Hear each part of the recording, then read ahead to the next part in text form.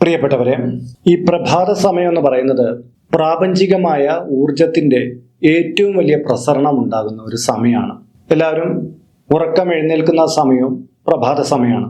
ചിലര് അതിരാവിലെ എഴുന്നേൽക്കുമെങ്കിൽ ചിലര് കുറച്ച് വൈകിട്ടായിരിക്കും. അത് 7 മണിക്ക് 8 മണിക്കൊക്കെ എഴുന്നേൽക്കുന്നവരുണ്ട്.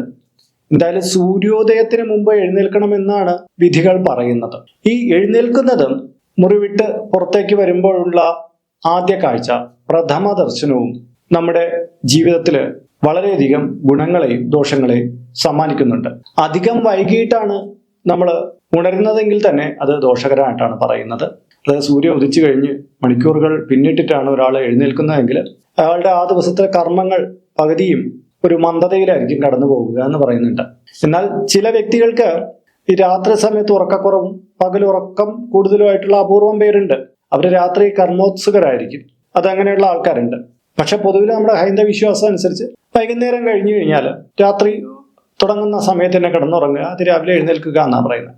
ഈ സമയത്ത് രാവിലെ നമ്മൾ എഴുന്നേൽക്കുമ്പോൾ, മുറിവിട്ട് പുറത്തേക്ക് വരുമ്പോൾ ആദ്യം കാണുന്ന ദർശനത്തെ പ്രഥമ ദർശനം എന്ന് പറയും. നമ്മൾ രാവിലെ എഴുന്നേറ്റ് ഹൈന്ദവ വിശ്വാസ ബഹുഭൂരിപക്ഷം പേരും കൈയൊക്കെ നോക്കി കരദർശനമൊക്കെ നടത്തി എന്നിട്ടാണ് നമ്മൾ പുറത്തേക്ക് ഇറങ്ങുന്നത്. അപ്പോൾ കാണുന്ന ഒരു പ്രഥമ ദർശനമുണ്ട്. അത് ജീവിതത്തിൽ ചില നിമിത്തങ്ങളെ കൊണ്ടുവരും. ഗുണപരമായിട്ടുള്ള കാര്യങ്ങളുണ്ട്. അത് മുൻ വീഡിയോകളിൽ ചിലതിൽ പറഞ്ഞിട്ടുണ്ട്. ഇന്നത്തേല് നമുക്ക് കുറച്ച് നെഗറ്റീവ് ആകുന്ന ചില കാര്യങ്ങളുണ്ട്. അപ്പൊ ആ നെഗറ്റീവ് നമ്മുടെ വീട്ടിന്റെ മുറിയിലൊക്കെ സ്ഥാപിക്കാതിരിക്കാൻ നമ്മൾ ശ്രദ്ധിക്കണം. അപ്പൊ നമ്മൾ പ്രഥമമായിട്ട് ഇറങ്ങി വരുമ്പോൾ അത് തന്നെ നെഗറ്റീവായിട്ട് കാണാൻ സാധ്യത ഉള്ളതുകൊണ്ട് അതൊക്കെ അങ്ങ് മാറ്റിവെച്ചാൽ ശുഭത്വമായിട്ടുള്ള കാര്യങ്ങളെ നമുക്ക് പ്രഥമ ദർശനത്തിൽ കാണാൻ കഴിയും. ആ പ്രഥമ കാഴ്ച നന്നായിരിക്കും. അപ്പൊ അതിനു വേണ്ടിയിട്ട് നമ്മൾ ശ്രദ്ധിക്കേണ്ടുന്ന കാര്യങ്ങൾ, അവയുടെ ഫലങ്ങൾ, ഇതൊക്കെ ഈ വീഡിയോയിൽ പറയുന്നുണ്ട്. ഓരോ വ്യക്തിക്കും, നിങ്ങൾ ഹൈന്ദവ വിശ്വാസി അല്ലാതെ ഇരിക്കട്ടെ, ഇതൊന്ന് ശ്രദ്ധിച്ചാൽ നിങ്ങളുടെ ഓരോ ദിവസവും തുടങ്ങുന്നത് വളരെ മനോഹരമായിരിക്കും. ആ ദിവസം നിങ്ങൾക്ക് വിജയത്തിന്റെ ഒരു ദിവസമായിട്ട് മാറുകയും ചെയ്യും. അപ്പോൾ അത് ഏതൊക്കെയാണെന്ന് നോക്കാം. ഇത് ഹൈന്ദവ വിശ്വാസത്തിൽ മാത്രമല്ല, ടിബറ്റൻ, ചൈന മുതലായ മേഖലകളിലും ഇത്തരം വിശ്വാസങ്ങൾ ഇതേപടി തന്നെ കാണപ്പെടുന്നുണ്ട്. അതുകൊണ്ട് തന്നെ അത് ഭാരതത്തിന്റെ മാത്രമായിട്ടുള്ള ഒരു വിശ്വാസമായിട്ട് നമുക്കിതിൽ പരിഗണിക്കാൻ പറ്റില്ല. പ്രാദേശികമായിട്ട് ഈ വിശ്വാസങ്ങൾ ജാതിഭേദ മതഭേദമന്യേ കാണപ്പെടുന്നുണ്ട് എന്നുള്ളതാണ് വാസ്തവം. അപ്പോൾ ഇതൊരു ഊർജത്തിൻ്റെതായ നാട്ടുജനതയുടെ അവരുടെ എക്സ്പീരിയൻസിൽ നിന്നുണ്ടായ വിശ്വാസമായിട്ടാണ് നമുക്കിതിനെ പരിഗണിക്കാൻ പറ്റുന്നത്. അതുകൊണ്ട് തന്നെ ഇത് പൂർണ്ണമായിട്ട് നമ്മുടെ ജീവിതത്തിലേക്ക് പകർത്തുന്നത് ഗുണകരമായിരിക്കും. നമസ്കാരം, ഞാൻ RJ അയ്യർ ഹരിചന്ദന മഠം. ഹൈന്ദവ ആചാര സംബന്ധമായ, ജ്യോതിഷ മോട്ടിവേഷൻ സംബന്ധമായ കുറേയധികം കാര്യങ്ങൾ പറഞ്ഞിരുന്ന ഒരു വാട്സപ്പ് ചാനൽ നമുക്കുണ്ട്. ഇതിൻ്റെ കീഴെ കമന്റ് ബോക്സിൽ, ഡിസ്ക്രിപ്ഷൻ ബോക്സിൽ എൻ്റെ ലിങ്ക് കൊടുത്തിട്ടുണ്ട്. അതിലൂടെ ചാനൽ പ്രവേശിച്ചാൽ നിങ്ങളുടെ പിറന്നാളിന്, നിങ്ങളുടെ കുടുംബാംഗങ്ങളുടെ പിറന്നാളിന് സൗജന്യമായിട്ട് പുഷ്പാഞ്ജലി അർച്ചനകളൊക്കെ നടത്തി കിട്ടുന്നതാണ്. അപ്പോൾ മുറിവിട്ട് നമ്മൾ പുറത്തേക്ക് ഇറങ്ങുമ്പോൾ ആദ്യം കാണാൻ പാടില്ലാത്തത് പൊട്ടിയ കണ്ണാടിയാണ് എന്നുള്ളതാണ്. പൊട്ടിയ കണ്ണാടി വീട്ടിൽ വയ്ക്കാൻ പാടില്ല എന്ന് നമുക്കെല്ലാം അറിയാമല്ലോ. പക്ഷേ യാദൃച്ഛയായിട്ട് നമ്മുടെ വീട്ടിലൊരു നല്ല കണ്ണാടി ഇരുന്നു, കുട്ടികൾ ആരെങ്കിലും തട്ടിയിട്ട് പൊട്ടിച്ചു. അങ്ങനെ ഒരു പൊട്ടിയ കണ്ണാടി നമ്മൾ പ്രഥമ ദർശനമായിട്ട് കാണുകയാണെങ്കിൽ ആ ദിവസം നമ്മുടെ ജീവിതത്തിൽ കുറച്ചധികം അനർത്ഥങ്ങൾ വന്നു കൂടുമെന്നാണ് പറയുന്നത്. പ്രധാനമായിട്ടും ദീർഘദൂരമായിട്ടുള്ള യാത്രകളോ മറ്റോ ഉണ്ടെങ്കിൽ ഇങ്ങനെ പൊട്ടിയ കണ്ണാടിയും കണ്ടിട്ട് നിങ്ങൾ പോകരുത്. മാത്രമല്ല, മംഗളകരമായിട്ടുള്ള ചില കാര്യങ്ങൾ, പുതിയ വാഹനം മേടിക്കുക, അല്ലെങ്കിൽ പുതിയ വസ്തു മേടിക്കുക, അങ്ങനെയൊക്കെയുള്ള കാര്യങ്ങൾ നിങ്ങളുടെ ഒന്ന് മനസ്സിലിട്ടിട്ടാണ് പുറത്തേക്ക് ഇറങ്ങിയപ്പോഴാണ് ഈ പൊട്ടിയ കണ്ണാടി നിമിത്തമായിട്ട് കണ്ടെങ്കിൽ ഒരിക്കലും ആ ദിവസം അതിനായിട്ട് പുറപ്പെടരുത്. മാത്രമല്ല, നമ്മൾ ആ വിഷയം ഉണ്ടല്ലോ ഒന്നുകൂടി റീതിങ്ക് ചെയ്യണം. ഇത് വേണോ, ഇതിൽ എന്തെങ്കിലും പ്രശ്നമുണ്ടോ എന്നൊക്കെയുള്ള കാര്യങ്ങൾ നമ്മൾ ചിന്തിച്ചിട്ട് വേണം പിന്നീട് ആ ഒരു വിഷയവുമായിട്ട് ഇറങ്ങിത്തിരിക്കാനുള്ളത്. രണ്ടാമത്തത് ദുരന്ത ചിത്രം എന്നുള്ളതാണ്. നമ്മുടെ വീടുകളിൽ പൊതുവിലെ ഈശ്വര സാന്നിധ്യമുള്ള ചിത്രങ്ങളാണ് നമ്മൾ വയ്ക്കുക, അല്ലെങ്കിൽ പോസിറ്റീവായിട്ടുള്ള ചില ചിത്രങ്ങളാണ് വയ്ക്കുക. എങ്കിലും ചില വ്യക്തികൾ മുങ്ങുന്ന കപ്പലിന്റെ ചിത്രം വയ്ക്കാറുണ്ട്, ഒരു കുട്ടി കരഞ്ഞുകൊണ്ടിരിക്കുന്ന ചിത്രം വയ്ക്കാറുണ്ട്. അങ്ങനെ കുറച്ച് നെഗറ്റീവുകളായിട്ട് കാണപ്പെടുന്ന ചിത്രങ്ങളെ വയ്ക്കുന്നത്, അതിനെ പ്രഥമ ദർശനമായിട്ട് കാണുന്നതൊക്കെ തെറ്റായിട്ടുള്ള കാര്യമാണ്. അതായത് നമുക്ക് സാമ്പത്തിക ബാധ്യത വരുത്തുന്നത്, നമുക്ക് കുറേയധികം മനപ്രയാസങ്ങൾ സൃഷ്ടിക്കുന്നതായിട്ടുള്ള അവസ്ഥകൾ ഇത് പ്രഥമ ദർശനമായിട്ട് കാണുകയാണെങ്കിൽ ഉണ്ടാകുന്നതാണ്. മാത്രമല്ല, ഇത്തരം ചിത്രങ്ങൾ നമ്മുടെ വീട്ടിൽ വയ്ക്കാൻ പാടില്ല എന്നുള്ളതുകൊണ്ട്. പക്ഷെ ഇതൊന്നും നമ്മുടെ വീട്ടിലില്ലെന്ന് വെച്ചോളൂ. പക്ഷെ നമ്മൾ രാവിലെ വരുമ്പോൾ നേരെ മുന്നിൽ അന്നത്തെ ദിവസത്തെ പത്രം കിടക്കുന്നു, എടുത്തു നോക്കുമ്പോൾ ഒരു വാഹനാപകടത്തിൻ്റെയോ മറ്റേ ദുരന്തപരമായിട്ടുള്ള വാർത്തയും അതിൻ്റെ ചിത്രമൊക്കെ ആയിരിക്കും നമ്മൾ കാണുന്നത്. ഇതും വളരെ തെറ്റായിട്ടുള്ള കാര്യമാണ്. ഇങ്ങനെയുള്ളൊരു കാര്യം കണ്ടുകൊണ്ടാണ് നമ്മൾ തുടങ്ങുന്നതെങ്കിലും തീർച്ചയായിട്ടും നമ്മൾ ദുരന്തപരമായിട്ടുള്ള ചില കാര്യങ്ങൾ ആ ദിവസം അഭിമുഖീകരിക്കാൻ സാധ്യത ഉള്ളത് കൊണ്ട് തന്നെ നമ്മൾ കുറച്ച് കരുതലെടുക്കണം എന്നുള്ളതാണ്. അതുകൊണ്ടാണ് ഞാൻ പലപ്പോഴും പറയാറുള്ളത്, രാവിലെ എഴുന്നേറ്റ ഉടനെ തന്നെ നിങ്ങൾ മൊബൈൽ ഫോൺ എടുത്ത് തുറന്നു നോക്കരുത്. വാട്സപ്പിലൊക്കെ ഒന്ന് സ്ക്രോൾ ചെയ്യുക, ഇൻസ്റ്റാഗ്രാമൊക്കെ പെട്ടെന്ന് എടുത്ത് നോക്കരുത്. മാത്രമല്ല പത്രം എടുത്ത് നോക്കരുത്. കാര്യം ഇതിലൊക്കെ പെട്ടെന്ന് ആദ്യം വരുന്ന ചില ദുരന്ത വാർത്തകളോ മറ്റോ ഒക്കെ ആയിരിക്കും. അതൊക്കെ ചെയ്യാം, കുറച്ച് കഴിഞ്ഞോട്ടെ, അല്ലാതെ ആദ്യം തന്നെ ഇതൊന്നും എടുത്ത് നോക്കരുത് എന്നുള്ളതാണ്. മൂന്നാമത്തെ കാര്യം അയയിൽ നനച്ചിട്ട തുണി എന്നുള്ളതാണ്. അത് രാവിലെ എഴുന്നേറ്റ് നമ്മൾ മുറിക്ക് പുറത്തേക്ക് വരുമ്പോൾ നമ്മുടെ ജനലിന് പുറത്തോ മറ്റോ അങ്ങനെ അയയിൽ നനച്ചിട്ട തുണികൾ ഇങ്ങനെ വെള്ളം ഇറ്റിറ്റ് വീണുകൊണ്ട് കിടക്കുന്നത് കാണുന്നത് അത്ര ശുഭകരമായിട്ടുള്ള കാര്യമല്ല എന്ന് പറയുന്നത്.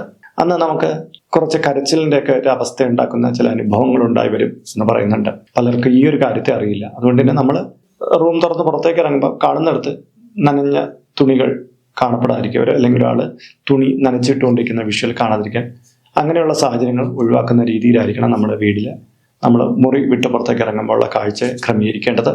നാലാമത്തത് ഒരാളുടെ പൃഷ്ഠഭാഗം കണ്ടുകൊണ്ട് വരിക എന്നുള്ളതാണ്. നമ്മൾ പ്രഥമ ദർശനമായിട്ട് നമ്മൾ ഒരാളുടെ പിൻഭാഗമാണ്, പ്രത്യേകിച്ച് പൃഷ്ഠഭാഗമാണ് നമ്മുടെ കണ്ണ് ആദ്യം പോയി പതിച്ചെങ്കിൽ നമുക്ക് ആ ദിവസം ജളത്വം അഥവാ അപമാനം ഉണ്ടായി വരാമെന്ന് പറയുന്നത്. പലരും നമ്മളെ കുറ്റപ്പെടുത്തുക, നമുക്ക് ഓഫീസിലോ അല്ലെങ്കിൽ മറ്റു തൊഴിൽ മേഖലകളിലോ ഒക്കെ ഒരു തരം ഫ്രസ്ട്രേഷൻ അനുഭവിക്കുന്ന ഒരുപാട് അവസ്ഥകൾ ഉണ്ടായി വരിക, ചിന്താഭാരം കൂടി വരിക തുടങ്ങിയൊക്കെ ഇതുകൊണ്ട് ഫലങ്ങളാകുന്നു. അഞ്ചാമത്തെ കാര്യം രണ്ടുപേർ തമ്മിലുള്ള വഴക്കിടലാണ്. നമ്മൾ റൂം തുറന്ന് പുറത്തേക്ക് ഇറങ്ങുമ്പോൾ വീട്ടിനകത്തുള്ള രണ്ട് വ്യക്തികൾ തമ്മിൽ വഴക്കിട്ടുകൊണ്ടിരിക്കുന്ന കാണുക, കുട്ടികൾ തമ്മിൽ അടികൂടിക്കൊണ്ടിരിക്കുന്ന കാണുക. ഇതൊക്കെ അത്ര നല്ല ഒരു ലക്ഷണമായിട്ട് പറയുന്നില്ല. കാര്യം ഇങ്ങനെ സംഭവിക്കുന്നത് നമ്മുടെ ജീവിതത്തിൽ അന്ന് കുറച്ച് അനർത്ഥങ്ങളായിട്ടുള്ള കാര്യങ്ങൾ ഉണ്ടായി വരാം എന്നാണ് പറയുന്നത്. അതുകൊണ്ട് തന്നെ വീട്ടിനകം എപ്പോഴും ശാന്തമായിട്ടുള്ളൊരു അന്തരീക്ഷമായിരിക്കാൻ ശ്രദ്ധിക്കണമെന്നുള്ളതാണ്. വീട്ടിനകത്തുള്ളവർ കലഹപ്പെടാതിരിക്കാൻ ജാഗ്രത കൊടുക്കണമെന്നുള്ളതാണ്. എപ്പോഴും നമ്മൾ റൂം തുറന്ന് പുറത്തേക്ക് ഇറങ്ങുന്നതിന് മുമ്പ് ശ്രദ്ധിക്കണം, നമ്മുടെ വീട്ടിനകത്ത് കലഹം ഒക്കെ നടന്നുകൊണ്ടിരിക്കണം, അപ്പോഴിറങ്ങണ്ട, അത് കഴിഞ്ഞിട്ട് നമുക്ക് പുറത്തേക്ക് ഇറങ്ങുന്നതായിരിക്കും നല്ലത്. ഇല്ലെങ്കിൽ നമ്മുടെ ലൈഫിൽ അന്ന് കുറേയധികം സംഘർഷങ്ങൾ ഉണ്ടാക്കുന്ന, ചിലപ്പോൾ ഒരു കലഹമൊക്കെ ഉണ്ടാക്കുന്ന ഒരവസ്ഥ തെളിഞ്ഞു വന്നേക്കാം. ആറാമത്തെ കാര്യത്തിലേക്ക് കടക്കുമ്പോൾ ഇതിന്റെ കീഴെ കമന്റ് ബോക്സിൽ നിങ്ങളുടെ പേര്, നിങ്ങളുടെ വയസ്സ്, നിങ്ങളുടെ നക്ഷത്രം ഇവ രേഖപ്പെടുത്തിയാൽ ഇവിടെ നടക്കുന്ന പൂജാ പ്രാർത്ഥനകളിൽ നിങ്ങളെ ഉൾക്കൊള്ളിക്കുന്നതാണ്.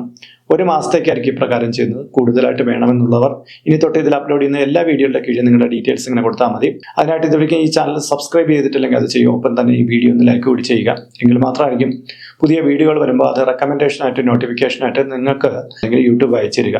എങ്കിലല്ലേ നിങ്ങൾക്ക് നിങ്ങളുടെ ഡീറ്റെയിൽസിൽ കൊടുക്കാൻ പറ്റുള്ളൂ. അപ്പോൾ അത് പ്രയോജനപ്പെടുത്തുക. ആറാമത്തെ കാര്യം അട്ട, തേരട്ട, പുഴു അങ്ങനെയൊക്കെയുള്ള കാര്യങ്ങൾ നമ്മുടെ മുന്നിലേക്ക് വരിക എന്നുള്ളത്. നമ്മൾ റൂം തുറന്ന് പുറത്തേക്ക് ഇറങ്ങിയപ്പോൾ നിലത്തൂടെ അട്ട വരിക, പുഴുക്കൾ വരിക, അങ്ങനെയുള്ള കാര്യങ്ങളാണ് നമ്മൾ കണ്ടിട്ട് പുറത്തേക്ക് ഇറങ്ങണമെങ്കിൽ ആ ദിവസം നമുക്ക് ഒരുപാട് മ്ലാനത വരുത്തുന്ന അനുഭവങ്ങൾ ഉണ്ടായി വരുമെന്നാണ് പറയുന്നത്. നമുക്ക് ഡിസപ്പോയിൻമെന്റ് ഉണ്ടാക്കുന്ന, നിരാശകൾ ഉണ്ടാക്കുന്ന ചില അനുഭവങ്ങൾ ആ ദിവസം ഉണ്ടായി വരും എന്ന് പറയുന്നുണ്ട്.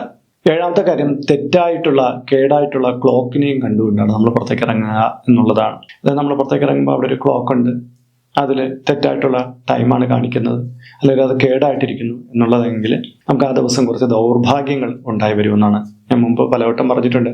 കേടായിട്ടുള്ള ക്ലോക്ക്, തെറ്റായിട്ട് സമയം കാണിക്കുന്ന ക്ലോക്ക്, ഇവയൊക്കെ നമ്മൾ വീട്ടിൽ നിന്ന് മാറ്റുകയോ അല്ലെങ്കിൽ അതിനെ ശരിപ്പെടുത്തി വെക്കുക മുതലായ ചെയ്യണമെന്ന് അത് ശ്രദ്ധിക്കുക. അല്ലെങ്കിൽ നമുക്ക് ജീവിതത്തിൽ ചില പ്രയാസങ്ങൾ ഇതുമൂലം വന്നുകൂടും എന്നാണ് പറയുന്നത്.